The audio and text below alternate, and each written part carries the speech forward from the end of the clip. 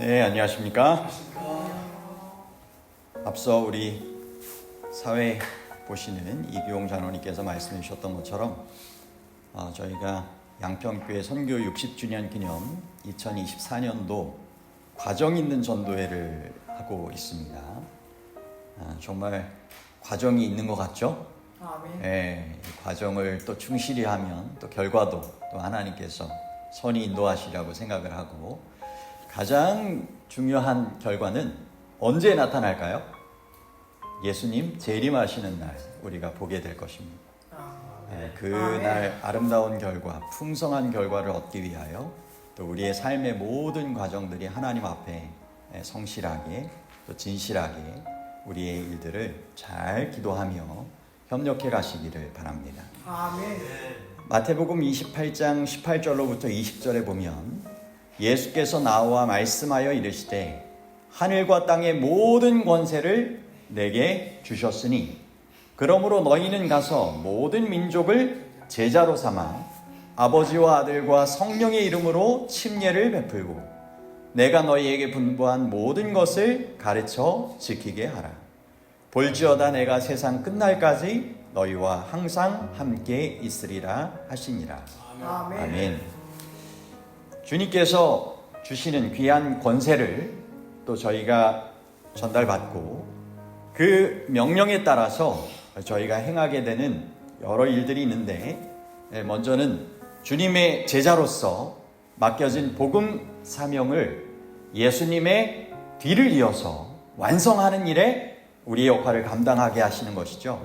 그래서 나가서 다른 모든 민족도 제자를 삼고 아버지와 아들과 성령의 이름으로 침례를 베풀라 하셔가지고 또 저희가 이와 같은 전도회와 함께 또 침례식을 또 준비하고 있고요. 내가 너희에게 분부한 모든 것을 가르쳐 지키게 하라 라고 하신 말씀 따라서 이 침례로 끝이 아니라 침례 이후에 가르쳐 지키는 이런 양육의 과정, 그래서 함께 영적으로 성장하고 또 다시 예수님의 그런 제자로 일꾼으로 함께 쓰임받게 하는 일에 우리의 교회의 사명 또 성도의 사명을 잘 감당해야 할 것입니다. 아멘. 그 일을 위하여 저희는 이 40일 기도 운동을 계속적으로 진행을 해왔고요. 오늘이 마무리하는 날이죠. 의미가 있는 것 같아요. 10월 22일 정말 대희망의 날이 될 수 있도록 우리가 간절히 소망하면서 이와 같이 기도를 해왔고, 그만큼 짝으로 기도하시는 것들을 직접 또 체험하시면서 함께 순종하셔서 행하셨던 분들은 그 짝기도의 그 소중함, 그것을 알게 되셨을 것입니다. 혼자서는 이 지속하기가 이게 쉽지 않은데 이 함께 하니까 또 지속할 수 있고, 또 저희가 개인적 성찰과 토의 부분을 함께 나누게 되어 있었잖아요.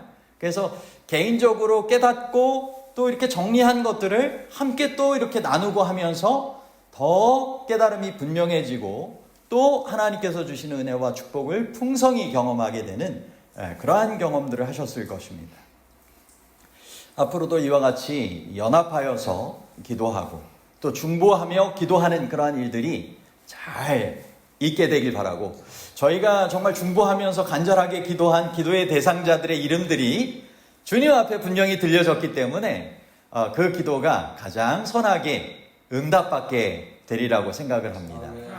그래서 주님과의 관계가 조금 더 친밀해지는 그러한 계기가 될 수도 있고, 그 일들을 위해서 저희 교회에서도 이와 같은 소그룹 전도회, 교회 전도회, 선교 관광을 통하여 초청하게 되고, 또 앞서 저희가 관계전도 물품 전달하게 된 일도 있었고요.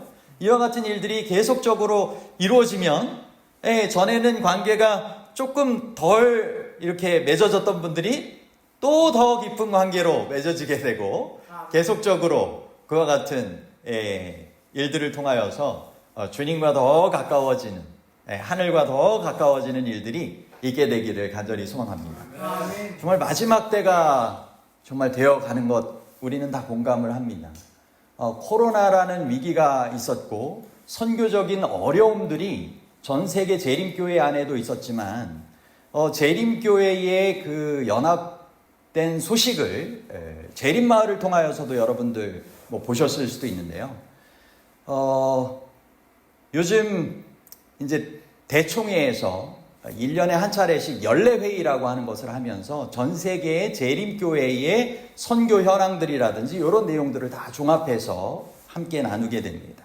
근데 이야기를 통해 들어보니까 지금까지의 이런 이 교단에 입교되어지는 그 실적 중에서 가장 많은 숫자가 입교하게 된 그러한 일들이 있었던 해라고 합니다.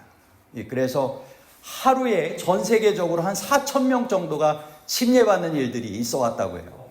그러니까 대단한 그런 일들이 일어나고 있죠.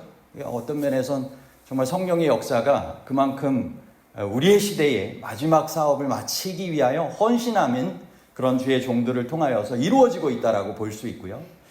또 저희가 그러한 이 세계 선교 사명을 감당하는 일에 저희가 속한 선교 지역에서 또 저희가 관계 맺을 수 있는 분들과 함께하면서 그 일들을 잘 감당해 가야 할 것입니다.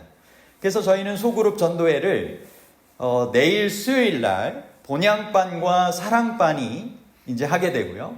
24일 목요일에는 소망반이 하게 되고 26일 안식일에는 이제 믿음반이 할 예정을 가지고 있습니다.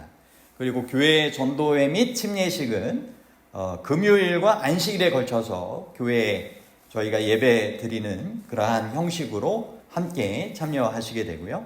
그리고 침례식은 안식일 날 오전 예배 이후에 하게 되고 교회 선교 관광은 10월 27일 일요일 날 이제 하게 됩니다.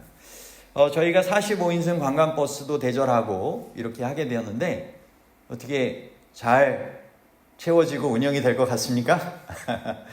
네, 한 분 한 분들 이렇게 잘 초청하셔가지고 보니까 이렇게 선교 관광에는 이렇게 함께 하기로 약속하신 분들이 그래도 한 분, 두 분 계속적으로 생겨나시는 것 같아요. 그래서 잘 소그룹별로 파악하셔서 저희가 그날 주님 안에서 천연계를 통하여 우리가 행복을 위한 그러한 활력을 경험할 수도 있고, 그죠? 주님께서 우리에게 주시고자 하시는 귀한 사랑과 축복을 경험할 수 있는 것 아니겠습니까? 그래서 우리가 하나님의 그런 사랑과 능력을 잘 소개할 수 있는 그러한 선교 관광의 또 그런 친교의 시간이 되었으면 좋겠습니다. 아멘.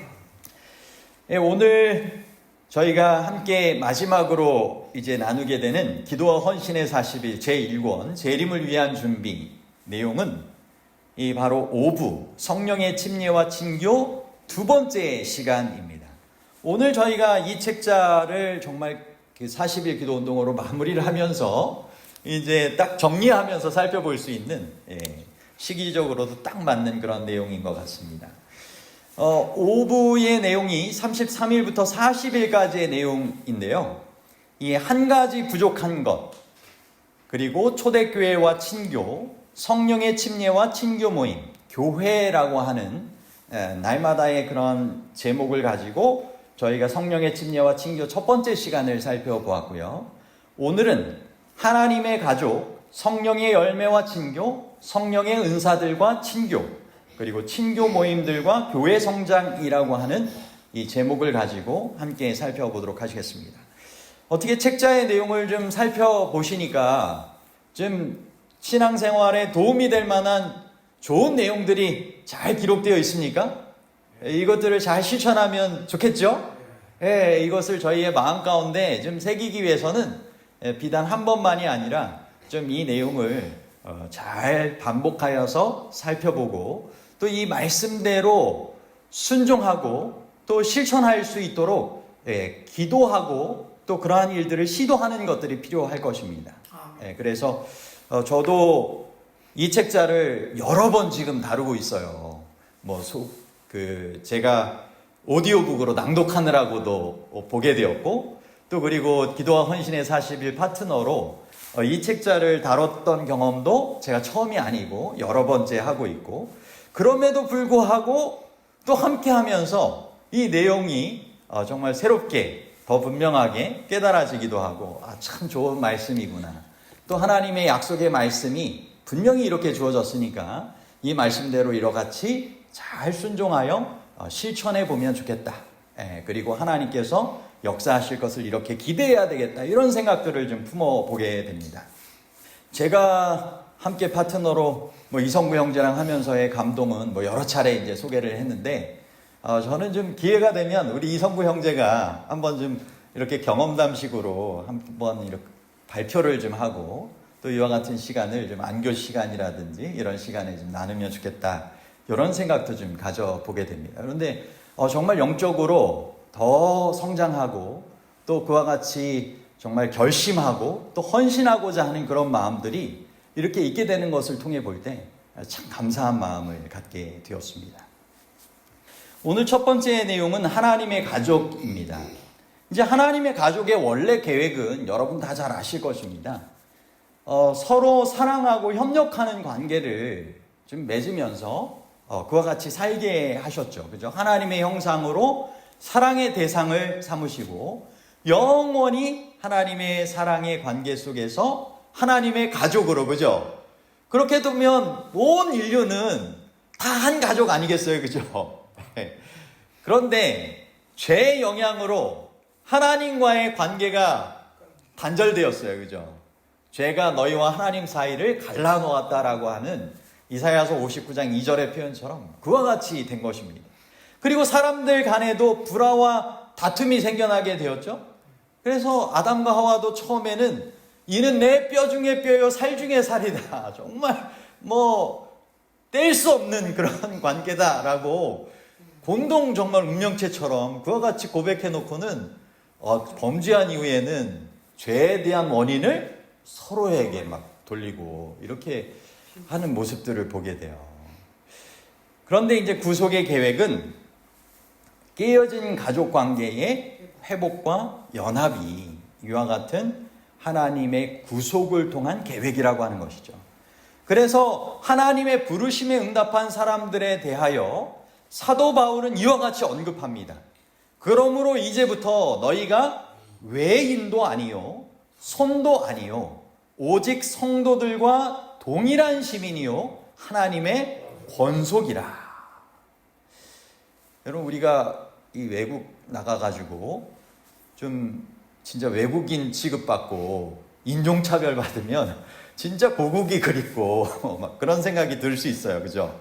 근데 우리는 하나님 안에서 더 이상 외국인도 아니고 손님도 아니고 성도들과 동일한 하늘의 시민권을 둔 시민이요 하나님의 권속, 하나님의 가족이라고 하는 것입니다. 이 권속은 오이케이오스라고 하는 그 원어를 가지고 집 또는 가정을 의미하는 오이코스에서 파생된 단어입니다. 그래서 하나님의 가족의 일원이 됨을 의미하는 것입니다. 신앙 안에서 한 가족으로 연합된 믿음의 공동체로서의 소속감과 책임감을 가지고 살아가라고 하는 것입니다. 여러분, 우리가 이런 소속감을 가지고 살아가면 정말 큰 도움이 되겠죠? 특권입니다. 마찬가지로 이 책임감을 또한 가지고 살아가야 된다라고 이야기를 하고 있습니다. 저희가 이제 한국 선교도 120주년이 되어서 이제 120주년 기념식과 기념 예배 이런 것들을 이제 하게 됩니다. 그래서 머지않아 12월 초에 대총회장 테드 윌슨 목사님 오셔가지고 이제 신앙 부흥 집회도 하시고 그 기념 예배도 함께 이제 안식일, 기념 안식일로 보내게 됩니다. 그래서 저희 교회에서도 그 기념 안식일을 즈음하여서 함께 온라인으로라도 참여하면 좋겠다라고 하는 연합회와 합회 방침에 따라서 지금 그 부분을 직원회에서 의논하고 있고요. 함께 아마 하면서 이런 소속감을 더 정말 느끼고 또 믿음의 공동체로서의 우리가 감당해야 할 사명, 그 책임감을 어떻게 우리가 함께 나눠질지에 대하여 그 부분을 권장받게 되실 것입니다. 우리는 모두 하나님의 가족이면 하나님 아버지를 한 아버님으로 모시고 살아가는 하나님의 자녀들 맞습니까? 네, 그러면 하나님의 자녀로서 누구의 성품을 반영하고 나타내야 될까요? 하나님의 성품을 반영하고 나타내야 할 것입니다. 자녀들이 저희의 그러한 성품 또 부모님의 그러한 성품을 좋은 점을 닮아가지고 이렇게 하는 모습을 보면 좀 기특한 그런 생각이 드실 때가 있으시죠. 예, 정말 행복하시기도 하시고, 예, 하나님의 자녀로서 우리가 하나님의 품성을 이렇게 나타내는 그러한 삶을 살아갈 때 하나님께서 얼마나 기뻐하시겠어요, 그죠? 예, 그래서 우리가 이런 하나님의 자녀로서의 그런 하나님의 성품을 반영하는 삶을 살아가야 할 것입니다. 우리가 전통적으로 교회를 생각하면 이 가족적인 측면보다는 단체적인 회중적인 측면을 많이 생각한다라고 이야기를 하고 있어요. 그래서 우리가 교회의 의미 생각할 때도 불러냄을 받은 자, 진리의 그런 수호와 함께 진리를 전해야 되는 그러한 사명을 많이 중점적으로 생각하지만, 그 가운데 지난 주에도 우리가 함께 나눴던 것처럼 코이노니아, 그런 참된 친교의 그러한 일들이 친밀감이 우리의 교회의 성도들 사이에 있어야 되는 것처럼, 여기에서도 우리는 교회라고 하는 의미가 그런 단체적인 회중적인 측면 못지않게 이런 가족적인 친교의 모임이 우리의 마음 가운데 교회에 대한 그러한 부분으로 있어야 한다는 것을 얘기해 주고 있는 것입니다. 그래서 초대교회에는 그들이 어떤 공동체의 모습을 가지고 살았어요? 가족 공동체의 삶을 가지고 산 것 아니겠어요? 유무상통을 했다라고 하는 게 대단한 것 아니겠습니까? 그죠? 재산을 팔아서 가난한 자들에게 나누어 주고 정말 함께 그러한 공동체의 삶을 그렇게 정말 진실하게 살아갔던 것입니다. 그리고 사도 바울도 하나님의 가족된 교회를 개척했던 그런 성도들을 생각하면서 그리스도의 심장으로 너희 무리를 어떻게 사모하는지 하나님이 내 증인이시다. 너희가 신앙 안에서 이와 같이 살아간다라고 하니 우려했던 마음이 정말 컸는데 이제는 내가 살겠다. 이런 표현도 하고요. 내가 이같이 너희를 사모하여 하나님의 복음으로만 아니라 우리 목숨까지 너희에게 주기를 즐겨함은 너희가 우리의 사랑하는 자가 됩니다. 정말 목숨까지 아끼지 아니하고 주려 하는 대상이 바로 성도였고 교회였던 것입니다. 그렇기 때문에 그들은 정말 가족의 개념처럼 그와 같이 친밀한 삶을 살아갔던 거예요. 오늘날 우리의 교회 안에도 이와 같은 하나님의 가족으로서의 삶이 있어야 된다, 회복되어야 된다라고 얘기하는 것입니다. 그럼 이제 하나님의 가족으로서의 관계를 잘 맺기 위한 실천과 적용은 어떻게 해야 할까요? 이상적인 계획은 정말 이와 같은 애틋한 애절한 사랑의 관계여야 된다라고 하는 것입니다. 이 하나님의 성도된 우리를 향한 사랑을 이 아가서를 통하여서 빗대어가지고 표현하시기도 하시잖아요. 그죠? 솔로몬이 술람미 여인을 정말 사랑할 때 내 사랑하는 자를 찾거든 정말 알려달라. 또는 내 사랑하는 자를 깨우지 말라. 정말 그 사랑의 그 극진함을 표현하지 않습니까? 그러나 애절한 그런 사랑의 관계, 각별하고 건실한 가족 관계의 모습이 이상적인 계획이라고 하는 것입니다. 그런데 이 대형 교회와 같은 형식적인 관계에서는 생길 수 없다라고 하는 것입니다. 이제 대형 교회라고 하면 너무 사람이 많아가지고 누가 왔다 누가 가는지도 제대로 알지 못하는 그런 관계를 얘기하는 것이고, 만약 소규모라 할지라도 여기 얘기했던 형식적인 관계가 계속된다면 하나님의 진정한 가족으로서 우리가 잘 관계 맺고 살아간다고 할 수 없는 것입니다. 예를 들어서 진짜 가족인지 의문이 제기되는 한 가족의 주 1회 모임 이야기가 이 교재에 나오지 않습니까? 저는 이 교재 내용을 보면서 정말 마음 가운데 많이 공감이 됐었는데요. 주중에는 뿔뿔이 다 흩어져서 가족이 지내다가 일주일에 한 번 딱 만나는 것입니다. 그런데 딱 만나는 시간 2시간, 그리고 딱 서로 앞만 보다가, 서로 잘 보지도 못해요.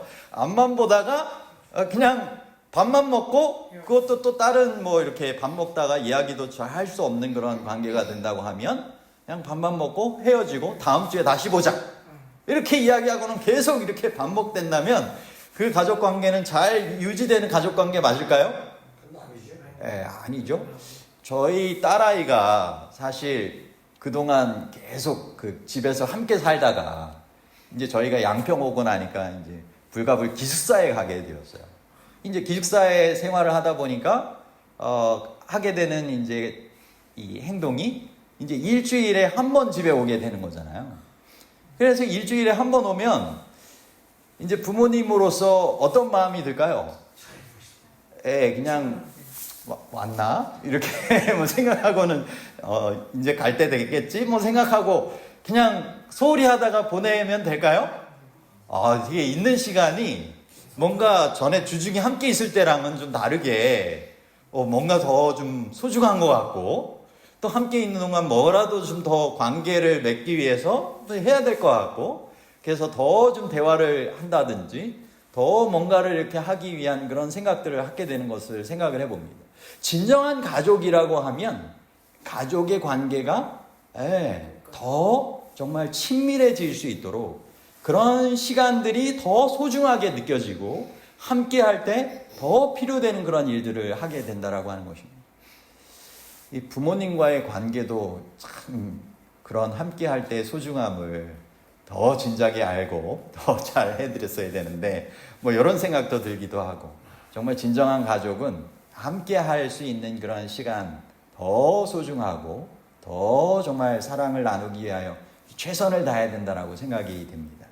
이것이 교회 안에서의 신앙의 가족도 마찬가지라고 하는 것이죠.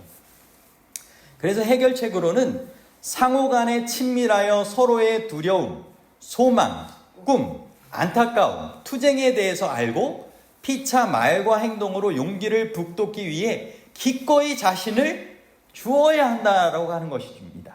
그래서 일반 세상 사람의 가족보다 하나님의 가족이 더 월등하고 유리한데, 그 이유는 매일의 성령의 침례를 통하여 그리스도가 내재하시는 경험을 할 수 있게 되고 그리스도처럼 서로를 섬기게 되면서 성령의 열매와 은사를 그 가족관계 속에서 경험하게 된다라고 하는 것입니다.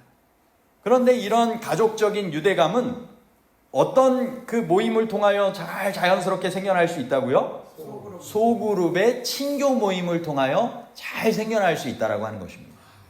그래서 여러분들이 이 소그룹을 통하여서 이런 친교의 기회를 잘 활용하실 수 있게 되기를 바랍니다. 정말 일대 다로 맺을 수 없는 그런 관계를 소그룹별로 이렇게 맺을 수 있는 관계 기회의 순간을 통하여 잘 우리가 맺으며 살아가게 되기를 하나님께서 원하시는 것입니다. 정말 우리 교회 안에도 이와 같은 하나님께서 원하시는 정말 이상적인 이런 가족관계를, 정말 하늘에서 가족관계를 이룰 사람들이 미리 이 땅에서부터 가족관계를 맺으면서 잘 살아가고자 하는 간절함을 가지고 바람을 가지고 저희가 함께 기도하면서 노력해가면 좋을까요? 네, 정말 성령의 그러한 침례를 통하여서 이와 같은 성령의 그러한 열매와 은사들이 잘 나타나게 되는 아름다운 그리스도인 공동체가 되시기를 간절히 바랍니다. 이제 그 내용이 바로 이어지는 내용들이 차례차례 나오게 되는 게 성령의 열매와 친교 부분입니다. 이 그리스도인 친교 모임들이 활성화되기 위한 필수적인 두 가지를 제시하고 있는데, 그것은 성령의 열매와 성령의 은사들이 참가자의 삶에 드러나야 한다라고 하는 것입니다. 그럴 때 그리스도인의 친교 모임이 활성화된다라고 하는 거예요. 그런데 성령의 열매와 성령의 은사들이 참가자들의 삶에 나타나기 위해선 그들이 무엇을 받아야 된다고요? 성령의 침례를 받아야만 된다라고 하는 것입니다. 이것이 나의 그냥 열매가 아니라 성령의 열매고, 이것이 성령님을 통하여 주어지는 은사이기 때문입니다. 그래서 성령의 열매는 친교의 토대라고 할 수 있는 것입니다. 그래서 성령의 열매가 없거나 여물어 가지 않는다면 친교 모임에서 아무 혜택도 받지 못할 것이고, 섬김을 위한 또 구원에 적합한 이런 품성 개발도, 영혼 구원을 위한 품성 개발도 못하게 될 것이라고 이야기하는 것입니다. 그러면은 성령의 열매가 분명히 맺어져야 될 텐데, 그럼 성령의 열매에 대해서 우리가 생각해 보면 그것은 9가지 품성의 특징들을 얘기합니다. 갈라디아서 5장 22절로부터 23절이죠. 사랑, 희락, 화평, 오래 참음, 자비, 양선, 충성, 온유, 절제. 이 흔히 9가지 성령의 열매들이라고 표현하기도 하는데, 이게 원어로는 복수가 아니라 단수로 표현됐다라고 하는 것입니다. 즉 예수님의 품성을 담는 것 한 가지를 얘기한다라고 하는 것입니다. 그런데 9가지 양상이 예수님의 품성 가운데도 여러 다양한 양상이 있을 수 있잖아요. 예수님의 모습 가운데. 그런 것처럼 이렇게 예수님의 품성을 나타내는 것이 성령의 열매인데, 그것이 9가지의 그러한 주님을 닮은 양상, 품성의 양상으로 나타난다라고 하는 것입니다. 어떤 분은 그렇게도 얘기해요. 이제 사과 나무를 통해서 열매를 먹으면 어떤 사람은 사과 열매 맛을 이렇게 표현하고 어떤 사람은 저렇게 표현하고 다 좀 다르게 표현할 수 있는 거잖아요. 예, 그런 것처럼 우리도 성령의 열매라고 하는 게 이 한 가지일 수 있는데, 그것을 이렇게 표현하고 저렇게 표현하고 이렇게 해서 9가지로 표현한 것이다. 그런데 사실 성령의 열매는 어느 부분은 내가 예수님 품성으로 닮았는데 어느 부분은 내가 안 닮았다. 또는 성령의 열매를 어느 부분은 맺혔는데 어느 부분은 안 맺혔다. 이렇게 생각을 우리가 원어를 통하여 살펴보면 그거는 아니다라고 하는 것입니다. 그죠? 온전한 예수님의 성품으로, 품성으로 열매가 맺어졌든지 그렇지 않든지 둘 중에 하나라고 하는 것입니다.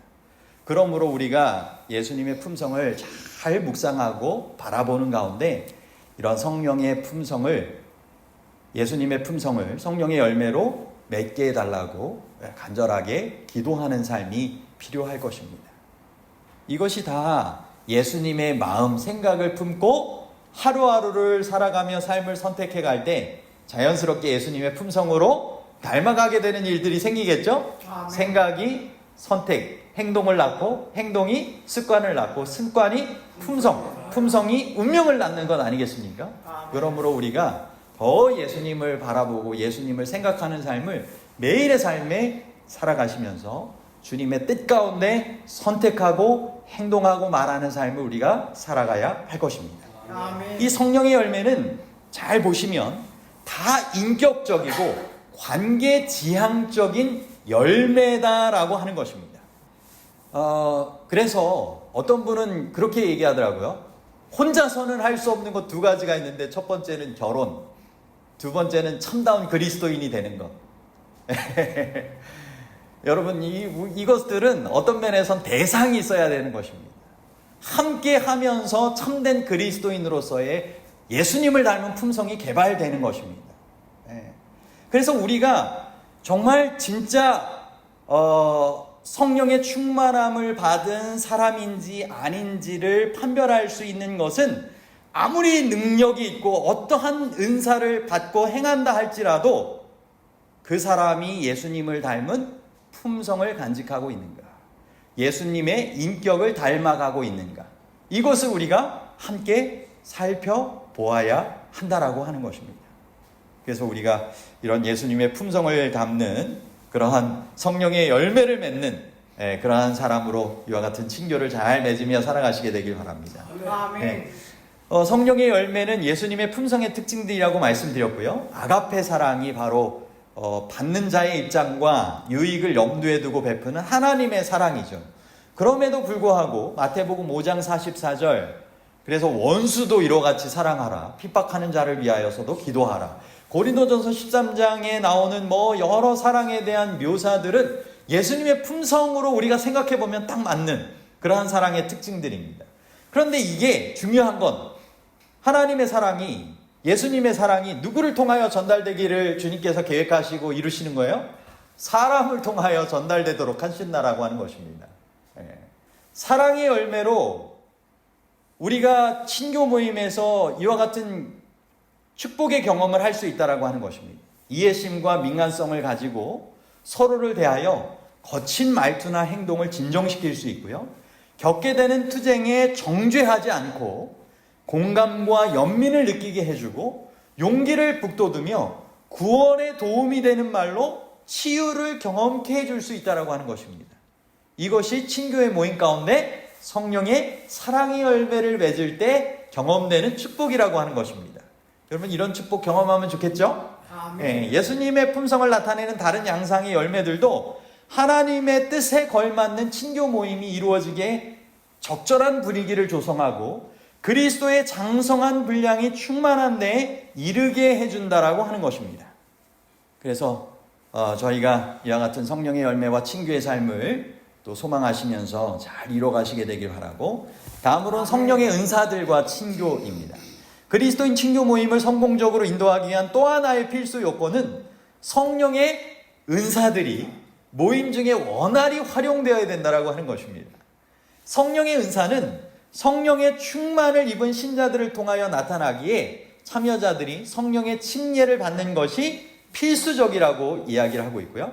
성령의 은사는 개인과 교회의 영적 성장에 가장 중요한 역할을 담당한다라고 하는 것입니다. 로마서 12장 4절로부터 8절, 고린도전서 12장 7절로부터 12절, 에베소서 4장 7절로 11절, 고린도전서 12장 14절로부터 22절에 보면 각 사람에게 은혜대로 주신 다양한 은사들이 나옵니다. 그리스도의 선물을 분량대로 은혜로 주신다라고 하는 표현이 나오고요.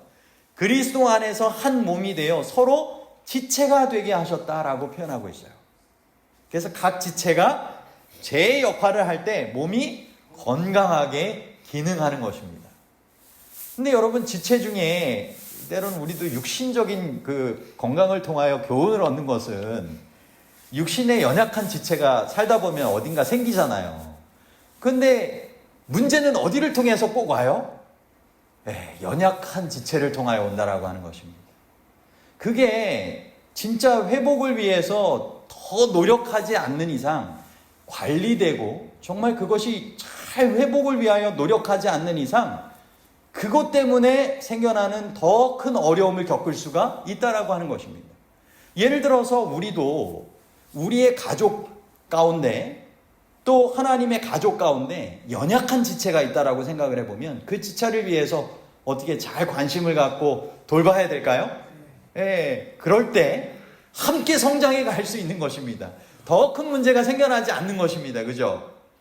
이와 같은 원리를 우리가 꼭 함께 생각을 해야 할 것입니다. 우리는 한 몸이고 한 몸으로서 건강하게 그 기능을 잘 감당하도록 부름받았고, 그래서 그리스도의 장성한 분량에 이르도록 그런 사랑 안에서 스스로 세우도록 우리를 부르신 것입니다.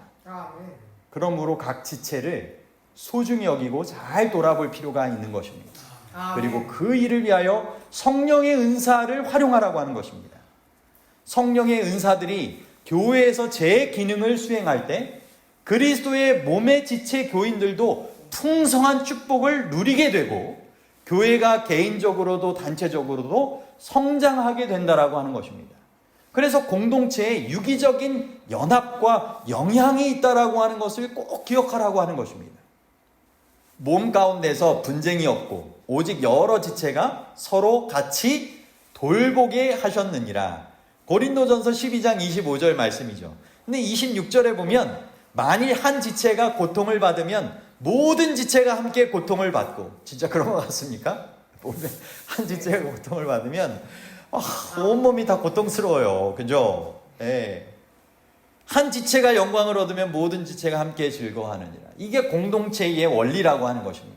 유기적인 연합과 영향입니다. 그래서 공동체를 서로 잘 돌보고 이렇게 살아가라고 초청하시는 것입니다.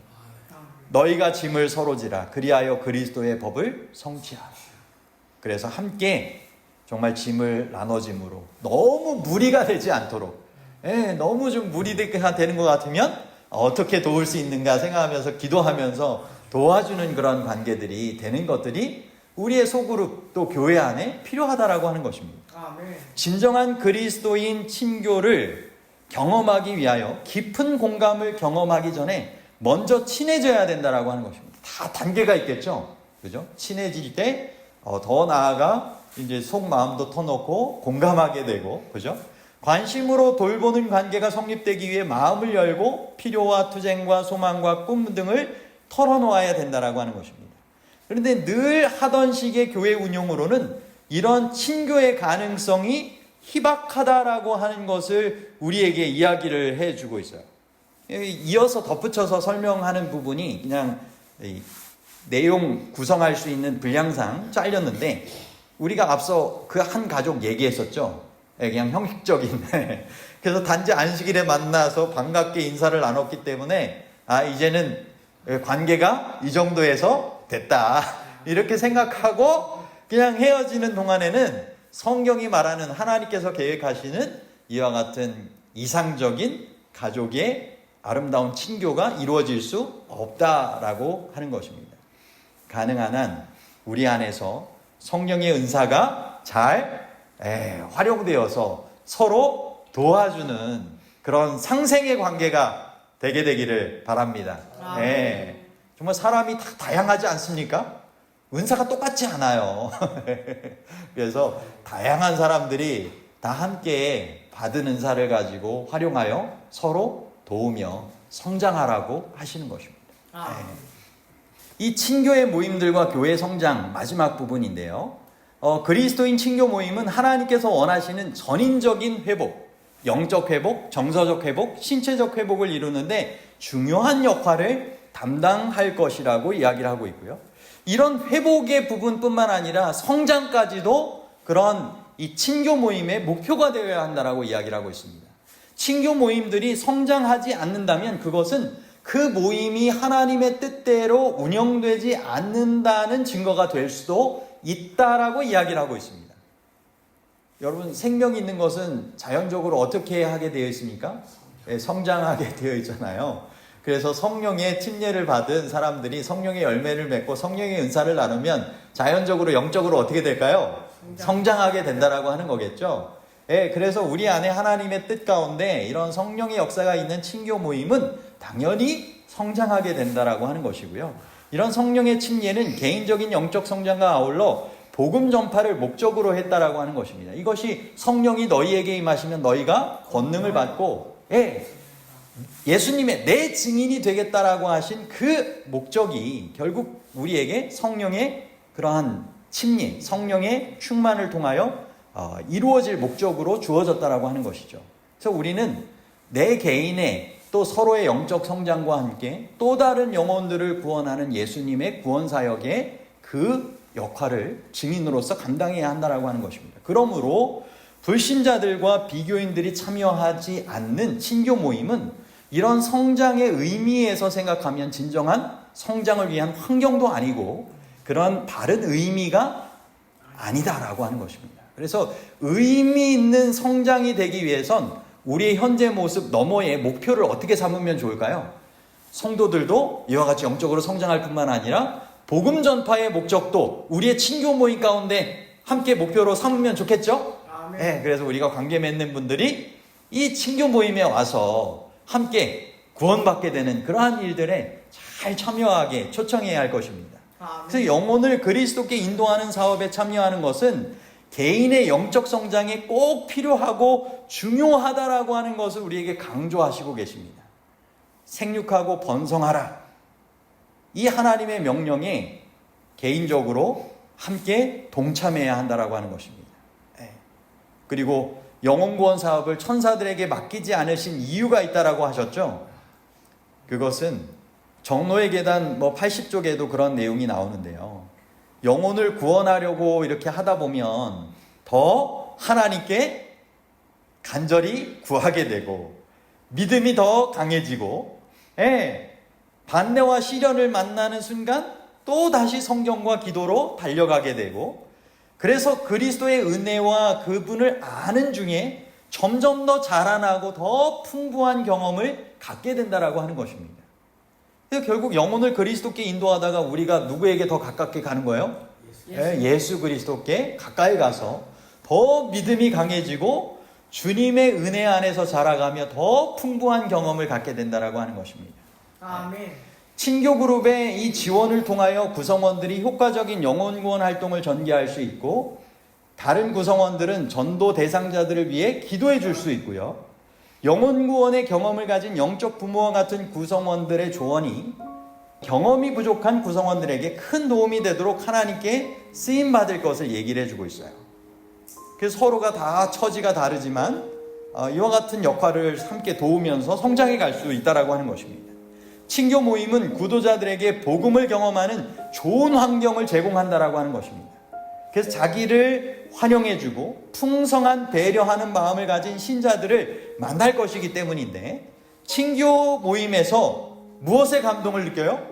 이 성령의 감동하심을 정말 느낄 때 예수님을 영접할 수 있는 그런 환경에 들어왔다라고 하는 것을 알게 될 것이고, 초기 교회에서도 집에서의 그러한 교제와 사랑 실천을 통하여 이와 같이 영혼 구원과 성장의 일들이 계속 있어 왔다라고 하는 것을 우리는 꼭 기억을 해야 할 것입니다.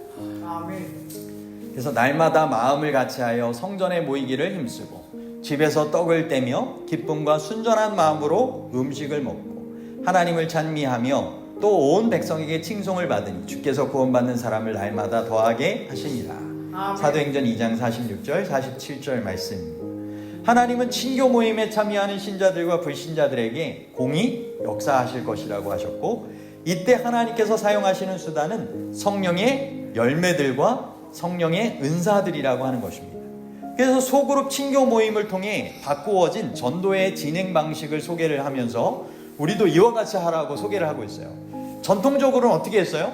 전도에 전단지를 돌려가지고 아무런 개인 연결 없이 그냥 참석하게 한 것입니다. 그런데 요즘 이런 것을 통해서는 효과가 거의 없다고 하잖아요. 그죠? 분석의 결과.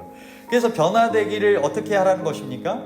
친근하고 밀접한 대인 관계 속에서 믿음을 경험하고 구원의 빛을 받을 수 있는 환경에서 영적 성장을 경험하도록 도우라고 하는 것입니다. 그래서 이와 같은 것이 전도회가 그때만 전단지 돌려가지고 추천하는 게 아니라, 그런 이벤트가 아니라 관계 맺는 그러한 과정을 통하여서, 그죠? 우리가 씨를 뿌리고 경작하고 또 그리고 그 가운데서 또 열매 맺고 또 그만큼 또 다시 보존하다가 또 씨를 뿌리고, 이와 같은 이런 경작과 성장, 이런 과정들이 어느 모임에서 잘 이루어진다라고 하는 거예요? 소그룹에서 잘 그것들이 이루어져야 된다라고 하는 것입니다. 그래서 교회에 오기 전에도 복음의 씨가, 사랑의 씨가 잘 뿌려질 수 있습니까? 개인의 관계를 통하여, 소그룹을 통하여 잘 그로같이 되도록 우리에게 초청하시는 것입니다. 오늘 성령의 침례와 친교에 대해서 다시금 호소드리면서 저도 함께 이와 같은 친교의 모임에 함께 잘 동참하게 되기를 소망하고, 이 친교 모임이 저희 교회 안에서도 잘 이루어지게 되기를 간절히 소망해 보는데, 여러분도 같은 소망을 품으시죠? 네, 주님께서 그 소망을 가지고 기도하고 협력할 때 또 축복으로 인도하여 주시고 이루어 주시게 되기를 간절히 소망합니다.